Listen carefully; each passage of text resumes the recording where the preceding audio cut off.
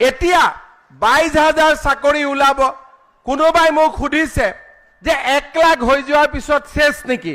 মই ক'লো এইটোতো নিত্য নাটিকা, নাটকটো চলি থাকিব, আমি আৰু চাকৰি উলিয়াই থাকিম, আপোনালোকক দি থাকিম। কিন্তু এইবাৰ আমি আৰু এটা নতুন আঁচনি লৈছো। সকলো লৰাই চাকৰি কৰাৰ মন নাথাকে, ব্যৱসায় বাণিজ্যও কৰে। এইবাৰ আমি কৰিছো কি যে অসমৰ আমি 2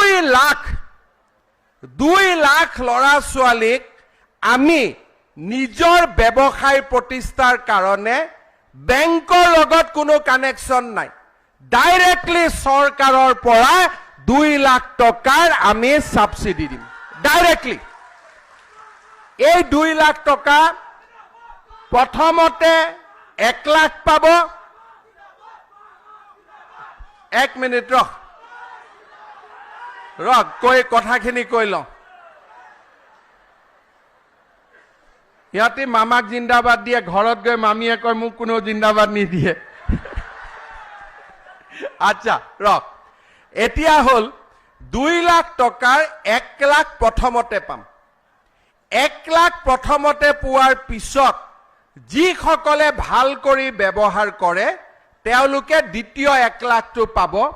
আৰু এই 2 লাখ টকাত যোনে ভাল কৰি ব্যৱসায় কৰে তেওঁলোকক আমি বেংকক কম যে এওঁলোক প্ৰমোশন হৈ গ'ল, পাছ কৰি গ'ল, এওঁলোকক ভাল কৰি আপোনালোকে লোন দিয়ক যাতে এওঁলোকে নিজৰ জীৱনটো নিৰ্মাণ কৰিব পাৰে। ঠিক আছে? কোনোবাই মোক সুধি আছে দাদা টকাটো কেনেকে পাম, কেনেকে গম পাম? দিগন্ত কলিতাৰ লগত লাগি থাকিলে আমি গম পাম, হয় নহয়?